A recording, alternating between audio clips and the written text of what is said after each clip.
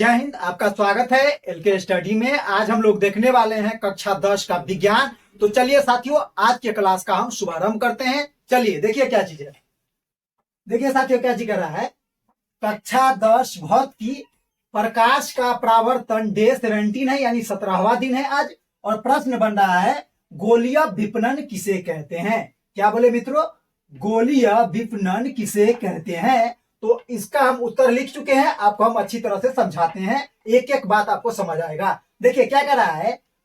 छोटे द्वारक वाले अवतल दर्पण में, क्या बोला, छोटे द्वारक वाले अवतल दर्पण में आने वाली सभी किरणें, प्रकाश की सभी किरणें जो आती है, आने वाली प्रकाश की सभी किरणें परावर्तन के पश्चात दर्पण से परावर्तन होगा और उसके बाद परावर्तन के पश्चात यानी बाद फोकस से होकर जाती है छोटे द्वारक वाले गोलीय दर्पण में, है ना। छोटा जिसका द्वारक रहेगा उसमें फोकस से होकर गुजरती है ना, फोकस से होकर जाती है।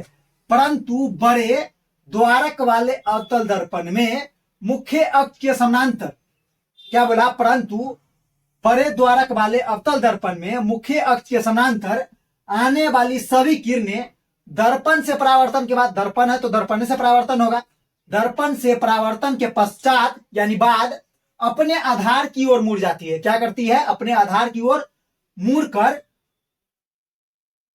नहीं गुजरती, अपने आधार की ओर मुड़कर नहीं गुजरती और इस प्रकार गुजर जाती है कि एक सरल रेखा प्राप्त करता है, यानी एक सीधी रेखा प्राप्त कर लेता है, रेखा प्राप्त होती है, जिसे हम कॉस्टिक कहते हैं। जिसे क्या कहते हैं, जिसे हम कॉस्टिक कहते हैं।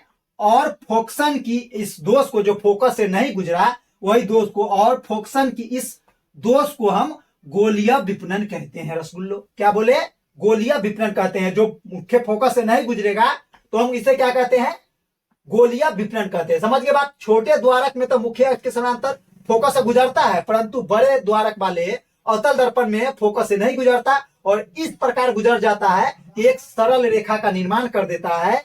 और इसी फोकसन के दोष को हम बोलते हैं क्या चीज, गोलीय विपणन बोलते हैं। और जो सीधी रेखा है बना देता है उसको हम क्या बोलते हैं, कॉस्टिक बोलते हैं।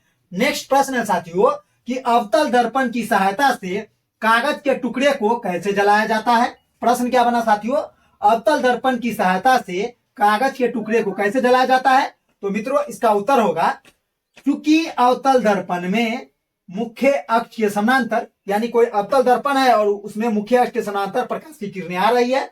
क्योंकि अवतल दर्पण में मुख्य अक्ष के समानांतर आपतित प्रकाश की सभी किरणें, यानी आने वाले प्रकाश की किरण को क्या बोलते हैं, आपतित किरण।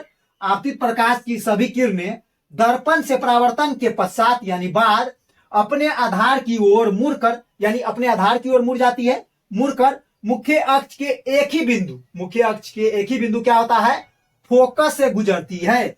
जिस कारण फोकस पर ऊष्मा यानी तापमान जो होता है उसका मान बढ़ जाता है और फोकस पर रखी हुई कागज जलना प्रारंभ कर देती है। मित्र एक बार फिर से, चूंकि अवतल दर्पण में मुख्य अक्ष के समानांतर आपतित प्रकाश की सभी किरणें दर्पण से परावर्तन के पश्चात यानी बाद अपने आधार की ओर मुड़कर मुख्य अक्ष के एक ही बिंदु फोकस से गुजरती है, जिस कारण फोकस पर ऊष्मा का मान क्या होता है, अत्यधिक बढ़ जाता है और फोकस पर रखा हुआ कागज या और कोई ज्वलनशील पदार्थ जलना प्रारंभ कर देता है।